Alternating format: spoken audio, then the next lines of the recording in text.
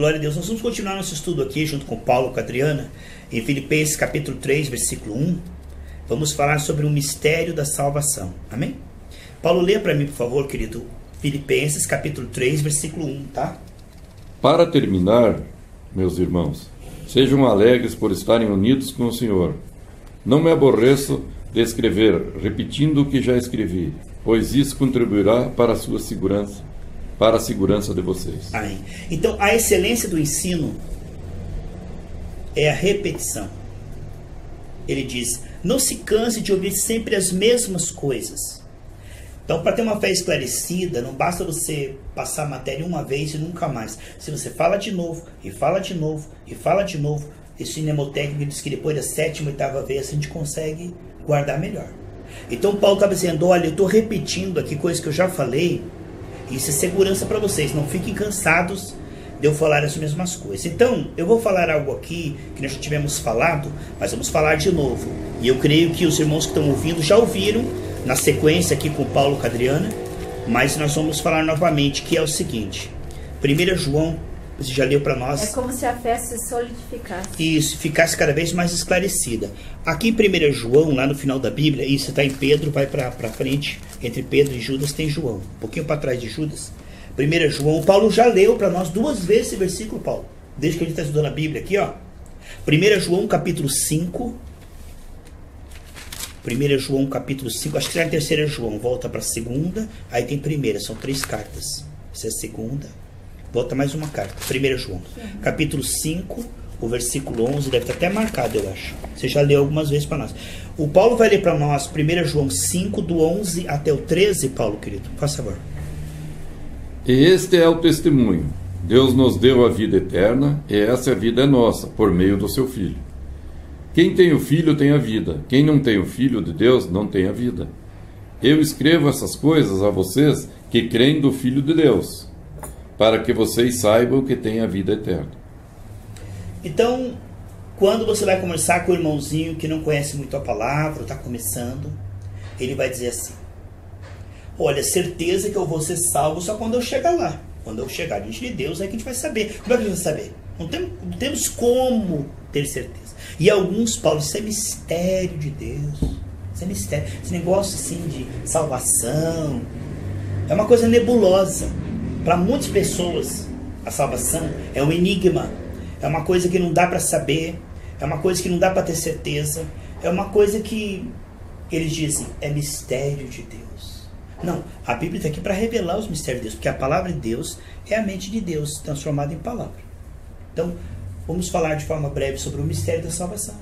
Como que eu posso ter certeza da salvação? Isso é a base, né? Se vai levantar um prédio, tem que ter primeiro a parte ali que solidifica tudo, que é a rocha ali, é o fundamento.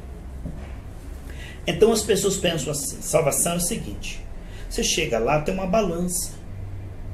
Então eles vão pesar as boas obras de um lado, teu desempenho aqui, e tuas falhas e fraquezas aqui. Então se tiver mais boas obras que mais más obras, se pesar mais as boas obras, é salvo. Se for uma pessoa boa, você vai falar que a pessoa vai assim, não mato, não roubo, sou trabalhador, sou honesto. Eles pensam que isso é passaporte para o céu.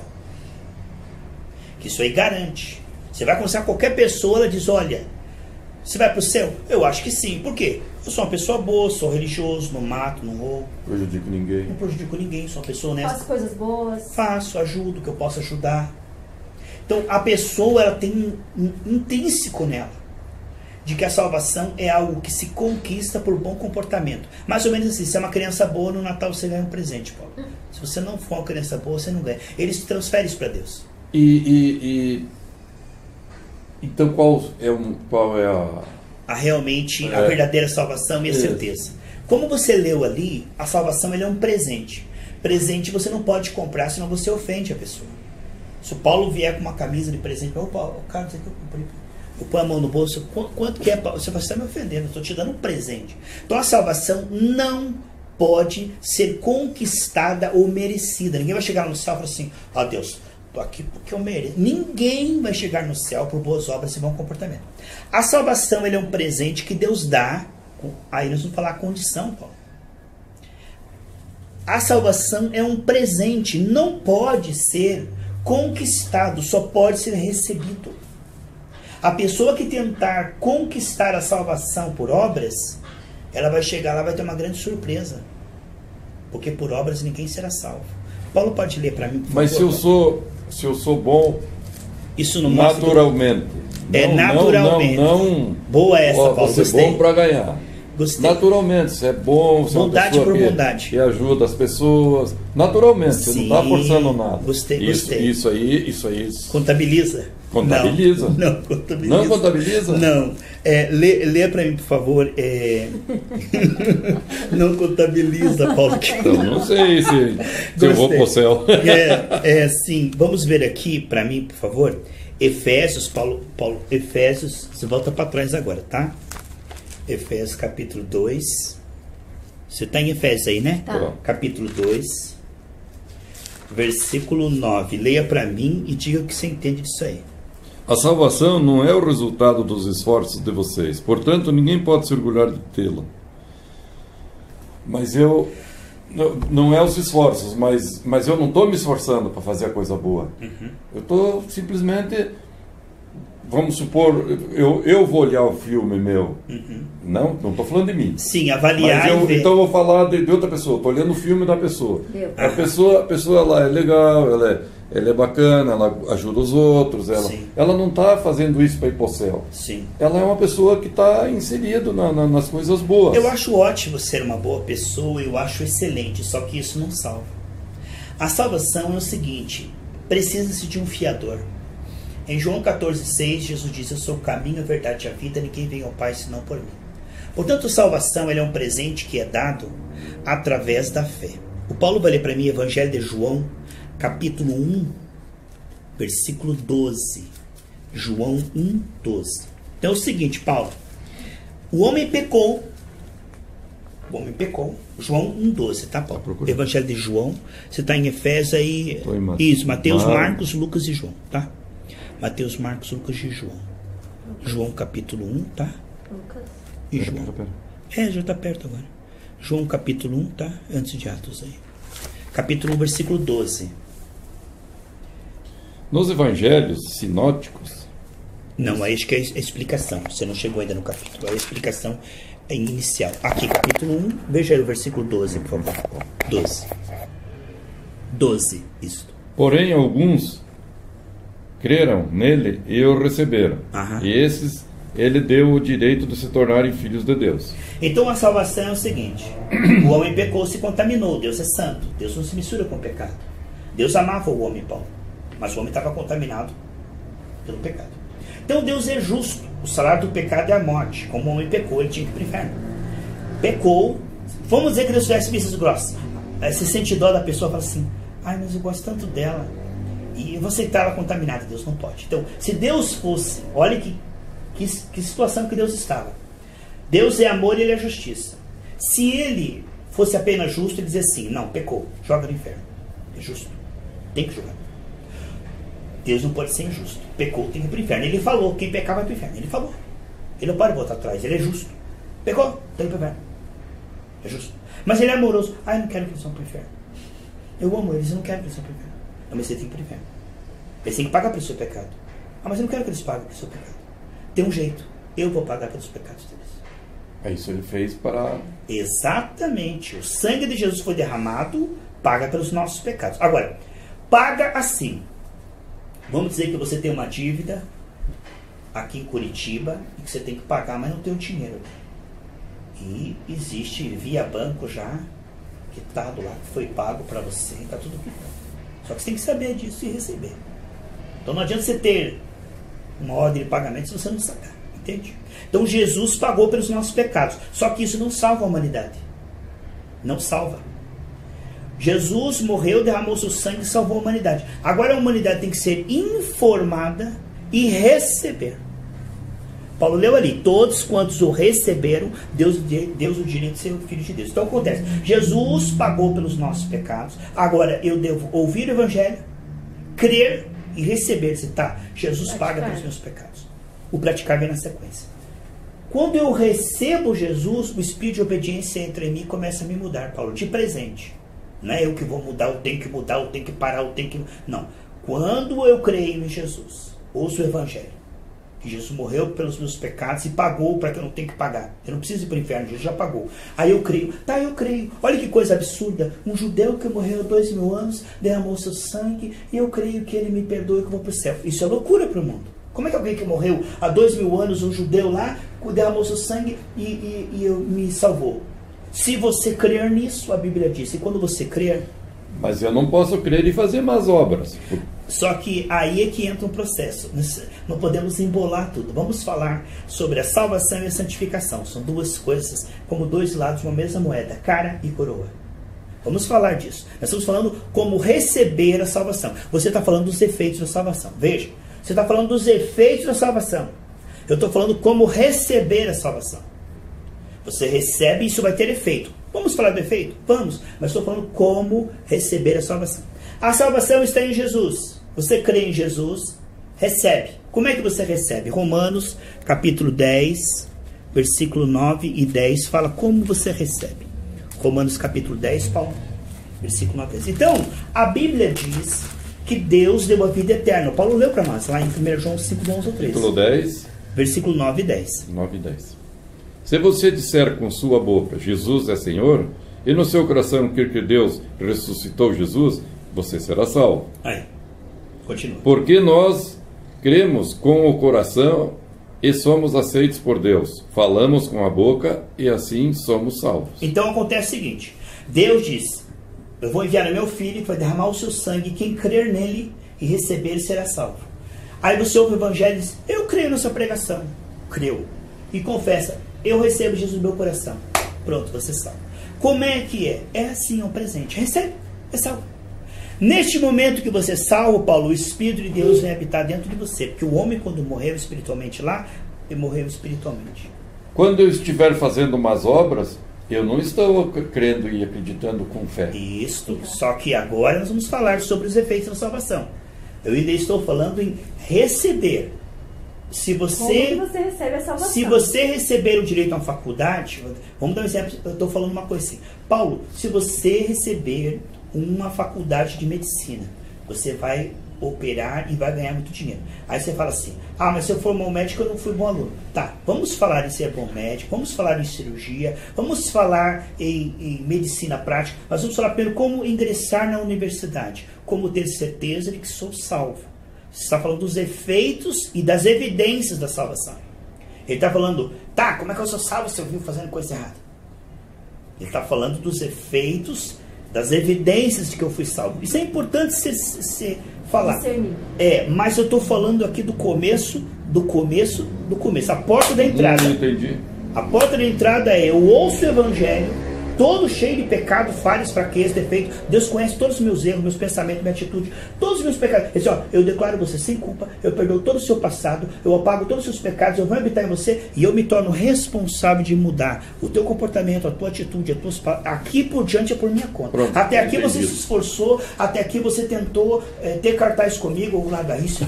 Deus, eu ajudei a velhota a atravessar a rua. Hoje você falou que vai mudar. Exato. Então, quando o Espírito de Deus entra em nós, ele começa a mudar. E esse processo dura a vida toda.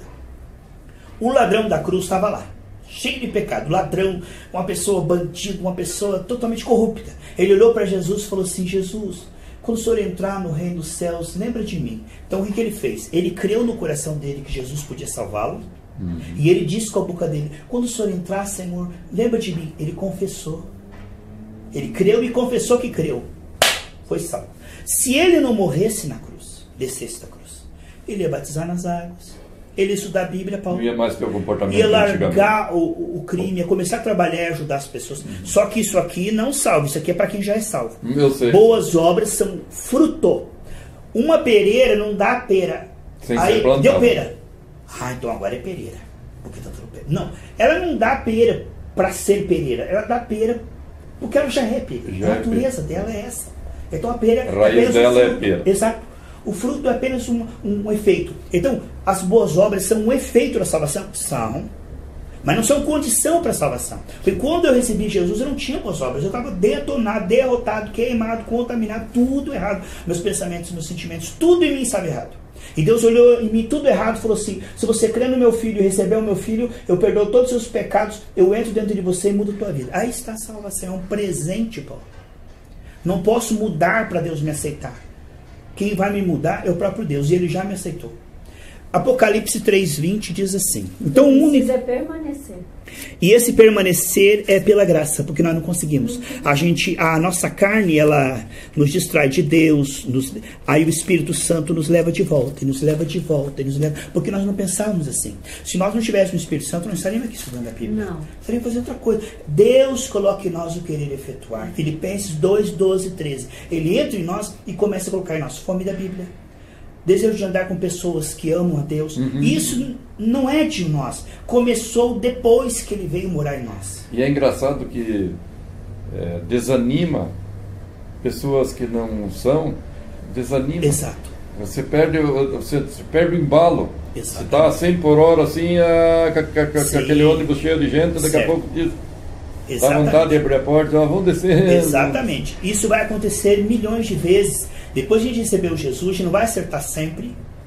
Aí tem a 1 João 9, Paulo. Se confessarmos nossos pecados, o sangue de Jesus nos purifica todo pecado. Quando você errar, você não vai esconder, brincar, teimar com o pecado. Você, Senhor, eu reconheço, eu pequei, me perdoa, me ajuda a mudar, coloca nojo nesse pecado. E Deus se torna responsável de perdoar 70 vezes 7, e Ele se torna responsável de ir fazer com que você não queira mais aquele pecado, tenha nojo, você vai pedindo e vai recebendo. E Ele vai mudando você. É uma parceria, onde você pede e Ele faz. Então isso é a graça, o evangelho da graça. Não é o evangelho de Paulo, você é evangélico, não pode isso, não pode aquilo. Aí o Paulo fala, como é que eu consigo? Aí eu falo assim, não sei, Paulo, eu também estou tentando, estou fingindo, não estou conseguindo. Apocalipse 3:20 diz o que, Paulo? 3, isso. Capítulo 3, Paulo querido, versículo 20. 3:20. Eu acho que deve ser por aqui, Paulo. Acho que é por aí. 20. Escutem, eu estou à porta e bato. Se alguém ouvir a minha voz e abrir a porta, eu entrarei na sua casa e nós jantaremos juntos. Sim. Então Jesus está do lado de fora e o homem tentando, sem Deus, servir a Deus pelo seu esforço e obra pessoal. Em Romanos capítulo 9, do 30 ao 32, e quando Jesus veio, os judeus disseram, nós não precisamos de você, nós temos nossas boas obras, nossos talentos, nossa religiosidade, nossos incensos, nossos sacrifícios, e rejeitaram a Cristo. A religião às vezes substitui a Cristo, Paulo, é perigoso. A religiosidade faz com que a pessoa tente ganhar o favor de Deus com suas boas obras, com o seu dinheiro, e aí ele vai tentando fazer o melhor que pode, e o melhor que pode não serve. Porque para Deus é o seguinte, para entrar no céu, tem duas condições, Paulo. Você nascer, nunca pecar, nunca ter um pensamento pecaminoso, nunca fazer nenhum pecado desde que você nasceu até que você morreu, nunca. Possível. Ou receber Jesus que nunca pecou, e receber porque Ele obedeceu, porque Ele não pecou, e crer nele, aí o que Ele fez é computado como seu. Quando você crê em Cristo, a obediência dele é computada como tua obediência, e você é declarado sem culpa, pela obediência de Cristo. Ou, quer tentar pela sua obediência? Então tenta, vai tentando. Ninguém nunca conseguiu. De Gênesis e Apocalipse, o único que obedeceu em tudo foi Jesus. Então quando você crê nele, Deus diz, você crê em Cristo, então seus pecados são perdoados. Então, porque Ele obedeceu, eu te perdoo. Porque Ele obedeceu, eu te salvo. Porque Ele obedeceu, eu te curo. Pelos méritos dele, eu te escuto. Mas a gente tem que permanecer e querer. Agora vamos dizer o seguinte. Agora vamos dizer o seguinte. Você usou uma palavra. Eu acho que permanecer. Tem que. Não, tem. Filipenses capítulo 2. Filipenses capítulo 2, versículo 12 e 13. Veja bem. Se tivesse nessa matemática, Paulo, sabe por que falhou a antiga aliança? A Bíblia diz, Romanos 8, que a antiga aliança falhou por causa da parte do homem. Sabe como que é, Adriana? Romanos. Está em Romanos? Sabe, o Antigo Testamento falhou assim, Paulo, Deus deu a lei e o homem não conseguiu, a parte dele ele falhou. Então agora, Filipenses 2, Paulo aqui, querido, tá certo aqui, ó. Filipenses 2, 12 e 13. Ó, no Antigo Testamento, Deus deu a lei, só que o Espírito não tinha vindo ainda. O homem tentou, não conseguiu. Nova aliança, quando a gente diz assim, eu tenho que, significa que tem uma parte minha que eu vou ter que fazer sem Deus. Que eu vou ter que fazer para Deus. Sabe essa ideia? Tipo, Deus está assistindo e diz assim, você me recebeu? Agora você vai ter que se manter. Agora você tem que fazer boas obras. E Deus fica olhando lá assim, vai, se vira. Rápido, chinelo, chinelo, como se diz em alemão. Não. O Espírito entra em nós e faz o que, Paulo? Filipenses 2, 12, 13. Preste atenção, você que está ouvindo pela internet. Portanto, meus queridos amigos, você que me obedeceram, sempre quando eu estava aí, devem me obedecer muito mais agora que eu estou ausente. Continuem trabalhando com respeito e temor a Deus, para completar a salvação de vocês. Por quê? Aí ele diz: pois Deus está sempre agindo em vocês, para que obedeçam à vontade dele, tanto no pensamento como nas ações. Então o Espírito entrou em nós e começou a nos mudar. Hoje nós não temos que. Há uma diferença. Quando você pensa, eu tenho que, você se volta para você, Paulo. Quando eu digo assim, eu tenho que, eu me volto para o meu desempenho. Agora, me foi concedido o privilégio, o poder para. É diferente. É eu e ele. Com a ajuda dele, eu posso. Se eu digo assim, eu tenho que ler a Bíblia. Eu estou debaixo da lei, estou tentando. Agora eu digo, Senhor, me ajuda, cobre com teu sangue, me dá força, me dá ânimo. Eu estou tão desanimado. Me ajuda. Ele se torna responsável em me dar o desempenho que eu preciso. E eu recebo, como eu recebi Jesus pela fé, este ânimo, essa sabedoria, eu recebo que nem respiração. Olha a respiração. O teu pulmão recebe ar, ó. Ó a batida do coração, ó. Assim, nós precisamos do Senhor.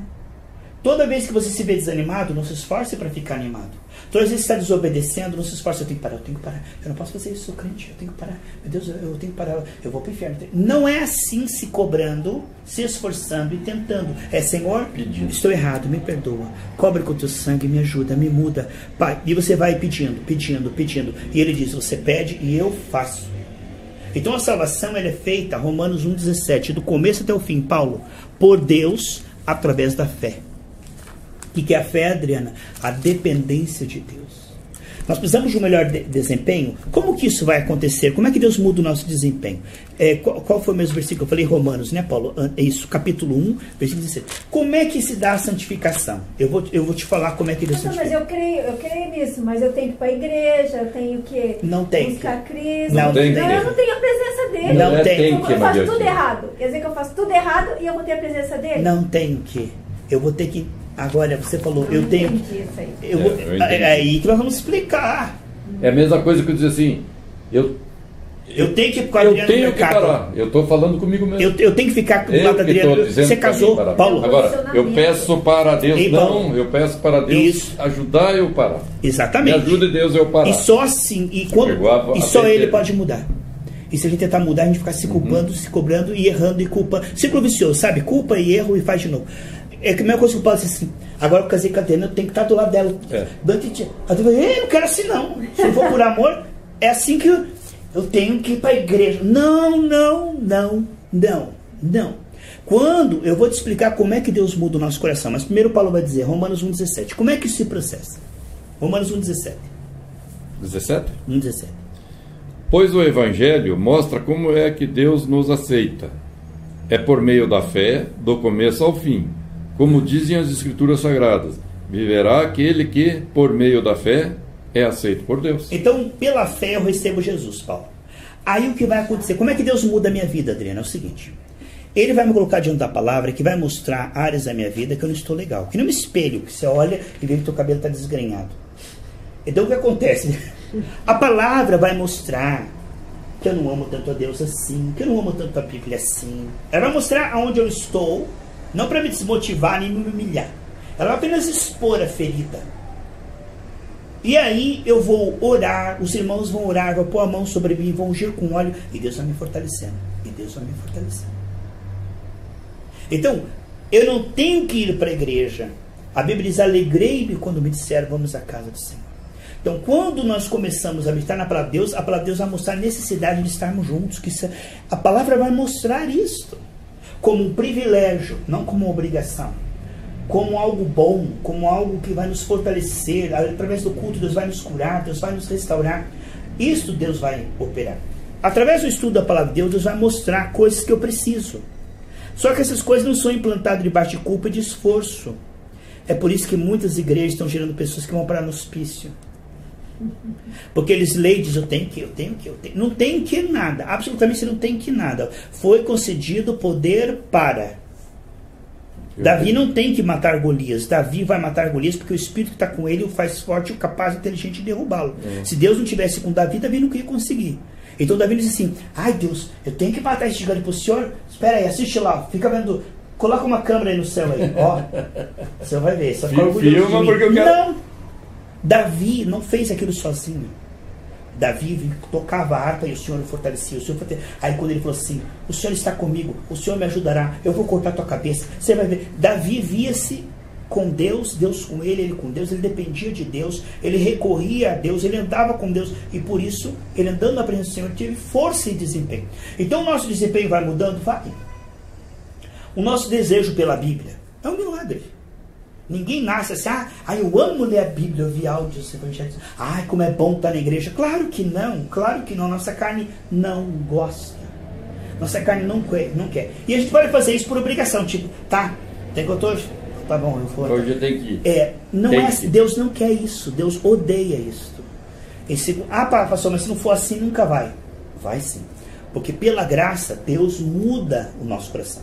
Então o que acontece? A Bíblia vai expor que o nosso coração está de forma precária. Amando pouco a Deus, amando pouco a igreja, amando pouco as pessoas perdidas. Deus vai mostrar o quadro como está. Todos pecaram e querem ser glória a Deus. Aí eu vou misturar isso com oração, Adriana, junto com pessoas que vão orar por mim. E Deus vai mudando a minha mente. Essa é a palavra arrependimento, é metanoia, mudança de mente. Romanos capítulo 12. Mas para acontecer essa metanoia, eu tenho que estar lendo a palavra e junto com Cristo. Repete essa frase, Paulo. Escute o que ela falou. Repete essa frase, vai lá. Vai, meu Deus. Para eu absorver todas as coisas, eu preciso estar na palavra. Senão, como que eu vou aprender? Eu vou te explicar. Para eu aprender, pastor, eu não vou ficar... agora eu não preciso fazer mais nada, eu vou ficar deitadinha ali. Olha o extremo, olha os dois extremos, Paulo querido. Eu tenho que ler a Bíblia. Aqui o extremo. É o que ela está falando, tenho que ler a Bíblia. O outro extremo. Não vou ler não, se Deus quiser fazer, Ele que faça. Aqui é outro extremo aqui, ó. Não vou ler, e se Deus quiser, Ele que faça, porque eu não vou fazer nada. Aqui está um extremo. Agora vamos no meio. A moderação. Deus muda o meu coração. Coloca em mim fome. Eu tenho que querer. Me posicionar e falar, Deus, querer. Quero. Não, a gente não quer. Só que a gente não quer, Paulo. Não vou mentir para Deus. A gente tem que querer. Mas você todo dia você vai na igreja porque você quer ir na igreja? Não, hoje eu quero meu. Isso que ele está falando. Eu vou te explicar. Sabe por que aquela sarça ela queimava no deserto e nunca se apagava? Aquele fogo que estava nela? Foi colocado por Deus. Por que eu sou tão motivado para as coisas de Deus? Porque Cristo colocou em mim isso. Se fosse eu não estaria na igreja. Eu estaria nas boates aí, nas noites. Só estou na igreja porque Deus está mudando a minha vida. Ele coloca em mim esse querer efetuar. Então acontece o seguinte, olha o extremo, Adriana. Eu tenho que ir para a igreja. Outro extremo. Eu não vou não, se Deus quiser, Deus que faça. A moderação. Deus, eu descobri através daquele estudo que eu preciso de um milagre no meu coração. Coloque em mim o desejo de estar na tua presença, de meditar na sua palavra. Coloque em mim o desejo de estar no meio do povo de Deus. E você vai pedindo. E Deus vai mudando à medida que você vai pedindo. Se você não pedir, Deus vai levantar pessoas para pedir. Até que você comece a pedir. Porque no início nós nem sabemos pedir. A gente nem tem ânimo para pedir. Não tem nem ânimo para pedir, exatamente. Aí alguém, Senhor, toca no coração daquele familiar. Coloca nele fome da tua palavra. Coloca nele o desejo de estar no meio do teu povo. Senhor, eu vou ficar até meio-dia sem comer. Toca nesse coração para que ele esteja na sua presença. Então, isso é implantado pedindo e recebendo. Paulo leu ali, do começo ao fim. Isso é implantado por Deus. Não adianta você pegar a pessoa no nível 3 e puxar ela para o nível 4. Por exemplo, ela não tem fome de Deus. Não, só tem que... Só Deus pode pegar a pessoa do nível 3 e levar para o nível 4. Como? Através da fé, que pede e recebe. Tem outro jeito? Tem, por força e por violência, na marra, com cobrança. Tem, só que não agrada a Deus. Por exemplo... Eu só não agrada a Deus. Por exemplo, eu ajo dentro disso. Eu nunca tinha percebido isso. Mas, por exemplo... Você não percebia, mas o Espírito Santo já estava fazendo. Exatamente. Agora pensando, né? É um modo que tem que operar. Vamos para a igreja. Que preguiça. Lá dentro de mim, né? Sim. Tomara que eu não esqueça dele. Daí, vamos para a igreja. Daí eu chego, sento lá, dou uma olhada no relógio. Bom, vai levar umas 2 horas. Daí eu digo, daí eu penso, Deus, já que eu estou aqui, tira os pensamentos meus de horário, de coisa lá. Não olho mais no relógio, nada, e passa quando vejo está terminando. Que coisa maravilhosa. Entendeu? Exatamente. Então isso é o carne e o pedido.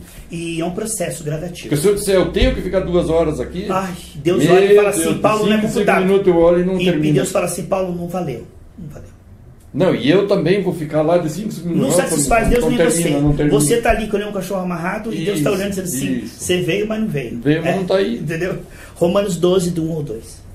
Porque Deus não precisa das nossas migalhas. Não. Ele não se contenta com isso. Você contentaria com as migalhas do amor do Paulo? Portanto, meus irmãos, relacionamento. Por causa da grande misericórdia divina, peço que vocês se ofereçam completamente a Deus como um sacrifício vivo, dedicando ao seu serviço e é agradável a Ele. Esta é a verdadeira adoração que vocês devem oferecer a Deus. Não vivam como vivem as pessoas desse mundo, mas deixe que Deus os transforme por meio de uma completa mudança da mente de vocês. Assim vocês conhecerão a vontade de Deus, isto é, aquilo que é bom, perfeito e agradável. Aí é o efeito. Se vocês deixarem, Deus vai mudar. E se Deus mudar, vocês vão ser felizes. Tô livre. Tá livre, meu amor.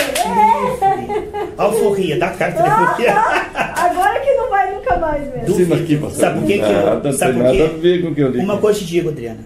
Se você disser assim, Paulo, eu quero que você vá lá no quarto só quando você for, por amor, se você quiser, e você me abraça e me beije só quando você sentir livremente, espontaneamente, forçado na marra e artificialmente, eu não quero nunca mais. E deixa ele livre. Se ele nunca for, é porque ele nunca te amou.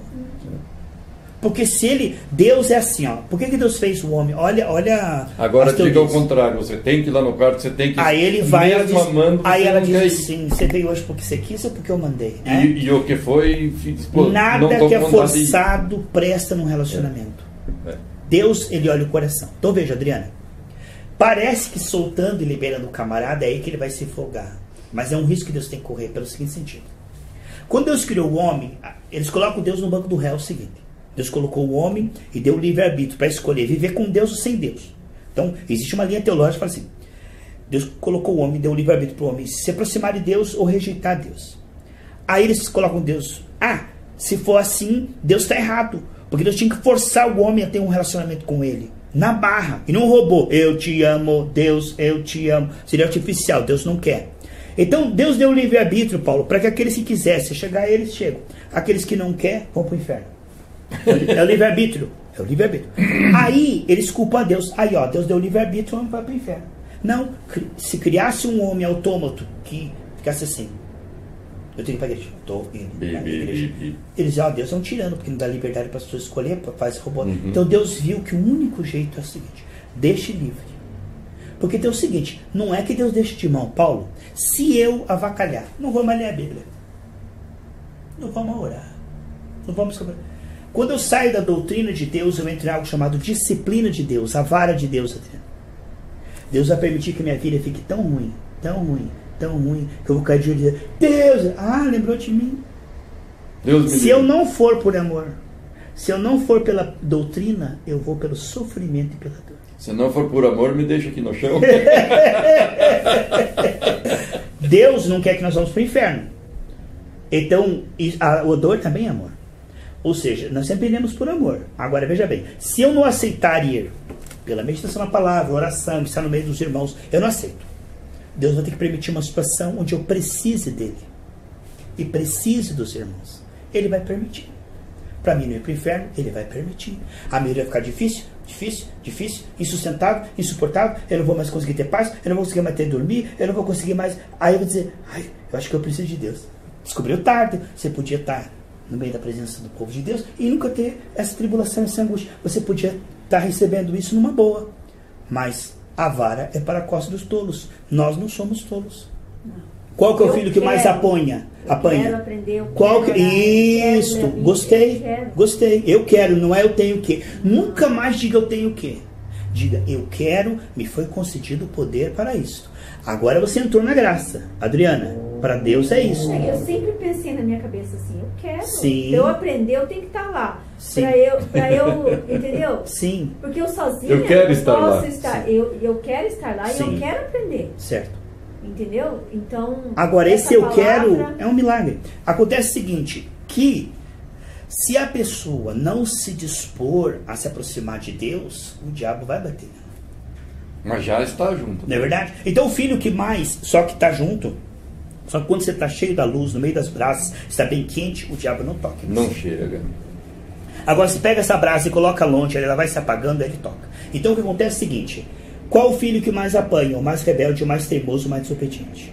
Como é que quem mais apanha nessa vida aqui? Quem mais se afasta de Deus, quem não ora, quem não busca Deus, quem não está no meio das labaredas de fogo, vai sofrer na mão do capeta. Agora, na mão de Deus nós sofremos, só que temos paz, temos promessa, temos salvação. Agora, longe de Deus nós sofremos, sem paz, sem alegria, sem salvação, apanhamos do capeta. Então, neste mundo é assim. Ou você se aproxima de Deus, ou você se apanha do diabo. É assim, é assim, é assim. Não tem meio termo. Não tem, Paulo. Não tem como, eu vou ficar longe de Deus, diabo, fica lá. Deus, fica lá. Deixa eu ver minha vida aqui. Não tem. Ou você se aproxima de Deus, porque o mundo jaz o maligno, ou você vai apanhar. E Deus tem que permitir às vezes, porque tem pessoas que não querem Deus. Me lembro de uma jovem que ela estava na igreja, ela deixou e foi para os vícios, para tudo e tal. E o diabo apareceu para ela e falou assim, olha, se você não voltar para a tua igreja, eu vou te matar. Você fez misericórdia de Deus? E ela teimou e ridicularizou tal. O caminhão não passou em cima dela, ela não ficou esmigalhada e não morreu. Ficou na UTI lá, todos os jovens que chegavam, ela dizia, eu estou arrependida, você vai para a igreja, busca Deus, olha meu estado, isso porque eu fui rebelde a Deus, olha porque eu desprezei a Deus. Ela foi esmigalhada e não morreu por um caminhão que passou em cima dela. Deus permitiu isso, ela foi salva, porque ela não queria. Mas Deus precisava salvá-la, porque Deus não diz, eu não vou deixar essa pessoa ir para o inferno.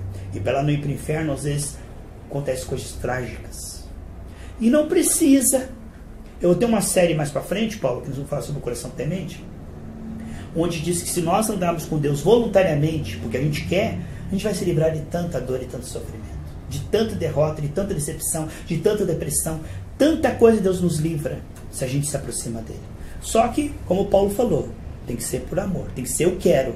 Não diga eu tenho que, porque se eu tenho que já não é coração, aí já é obrigação. E tudo que é obrigação, Deus diz que não computa como galardão. Lá em 2 Coríntios capítulo 9, diz que Deus ama quem dá com alegria, quem dá por obrigação ou por necessidade. O culto que eu disse assim, hoje tem culto, eu vou ter que ir lá pregar. Deus não computa isso, porque não foi com amor, não foi com alegria. Deus não recebe. Se eu digo assim, Adriana, me dá um copo de água fria, ela vai lá e pega assim, aí vem borbulhando, Paulo, você bolinha assim, fumaça. Eu não consigo saber o que a Adriana pensou quando ela foi pegar o copo. Mas Deus, ele vê como eu estou indo para o culto. Por que eu estou indo para o culto? Ele sonda lá dentro. E se não for por amor, com alegria, para ele é a mesma coisa que não foi. Porque meu coração, como o Paulo falou, eu estou lá, mas meu coração não está lá. Quando as pessoas estão lá, meu coração dele está longe. Só de corpo presente. Deus nos quer para ele, mas por amor. Você não quereria, o Paulo, se você pudesse entrar dentro do coração dele, se não for por amor, você não quer. Não tem como. É impossível Deus se sentir satisfeito com entrega, sabe assim, artificial. Então Deus gera isso, Adriana, e ele é competente. Se ele foi poderoso para nos salvar, ele é poderoso para nos gerar esse interesse, poderoso para nos manter, né? Olha o que diz para nós finalizar. 1 Tessalonicenses capítulo 5, Paulo. 1 Tessalonicenses capítulo 5, versículo 23 e 24, aí nós vamos orar, tá bom? Pouco antes de Timóteo é 1 Tessalonicenses. Olha o que Deus diz ali, que ele é que vai fazer, primeira, acho que é a segunda aí, né, Paulo? Volta um, isso. 1 Tessalonicenses, aqui é a segunda, volta mais uma página, aí. Capítulo 5, versículo 23 e 24. Olha o que diz ali, Paulo. Que Deus nos dá a paz. Faça com que vocês sejam completamente dedicados a Ele. E que Ele conserve o espírito, a alma, o corpo de vocês, livres de toda mancha, para o dia em que vier o nosso Senhor Jesus Cristo, aquele que os chama é fiel e fará isso. Então, o que te chamou, te conservará, te manterá, te dará ânimo no espírito, na alma e no corpo. Fiel aquele que te chamou, fiel aquele que fará. Filipenses 6, assim, aquele que começou em você a boa obra, ele é fiel para completar até a volta do Senhor Jesus Cristo. Então ele está gerando em nós o querer, efetuar. Se nós olhássemos alguns meses atrás, Paulo, nosso desejo pelo Senhor era menor. Nosso desejo pela palavra era menor. Ele está edificando isso. Isso só tende a aumentar. Essa segunda-feira aqui para mim está sendo... Para mim também. Maravilhosa, Que porque bom. eu tenho aprendido muito. Todos nós e alguns irmãos, por causa de vocês, que abriram a porta da casa de vocês, há um galardão no céu por isso. A Bíblia diz que aquele que abrir a porta da sua casa para alguém, por evangelho será abençoado. E através disso, ó, milhares de pessoas na África, na Europa, na América do Sul, América do Norte, na Ásia, estão ouvindo essa mensagem e vão ser abençoados. Amém? Vamos fazer uma oração. Deus, obrigado por esses momentos e continua trabalhando no coração dos irmãos que estão orando conosco. O Senhor sabe a luta, a aflição, a prova, a dificuldade, mas eles estão ouvindo essa palavra. Eles ligaram esse áudio, Pai. Tinha um dia corrido, tanta coisa para fazer, mas eles pararam tudo para honrar o Senhor e ouvir esse áudio. Honra eles e abençoa, cura, liberta e prospera. Abençoa sua família em nome de Jesus. Amém. Amém. Paulo, suas considerações finais? Coisas que eu pensava... Não, o contrário. Coisas que eu não pensava, eu agia. Aham. Então hoje eu estou conseguindo ver aonde que é era. o correto, aonde que é o errado. Porque eu fui pensador de dizer, não preciso me igreja, nada, estou fazendo tudo certo. Aham. Todos nós já fomos assim, né, Paulo? Estou tudo certo, só que faltava um pedaço da Com corrente. certeza. Então, isso eu estou pegando no começo da corrente e um elo por elo. Que bom, Paulo. Eu estou feliz com o teu crescimento e com o desenvolvimento espiritual teu. E você tem uma esposa sábia também, sempre ora por você. E por isso você está crescendo. E isso vai ajudar muitas pessoas também. Você aconselha os irmãozinhos que estão ouvindo pela internet aqui, que tem maridos que não estão ainda na palavra de Deus, a ganhá-los com amor. A Bíblia diz, mulheres, ganhem os seus maridos sem palavras. Mas com o seu comportamento diante deles. Sem palavras. Impossível, né? Mulher gosta de falar, né? Mas olha, eu acho que essa segunda-feira, até com o Paulo, comigo, eu acho que começou por causa de mim, né? Aham. Que eu estava precisando e hoje eu não sinto mais nada daquilo que eu senti o ano passado. Que bom. E Deus tem abençoado muito a minha vida e cuidado de mim, da minha família. E o que eu mais orava era para que o Paulo, eu já quero, mas eu queria que o Paulo queresse conhecer esse Jesus que eu sirvo e que hoje ele serve também. Amém. Não é arrogância minha dizer isso, mas eu quero que as pessoas conheçam, para que as pessoas sejam libertas, Com sejam certeza. felizes. Em Jesus é melhor, né? Porque você vai se libertando, você vai aprendendo, você quer mudança na sua vida e que está próximo de com você. certeza. Para que as coisas se tornem mais fáceis. Amém. Valeu, irmã. Deus te abençoe em nome de Jesus.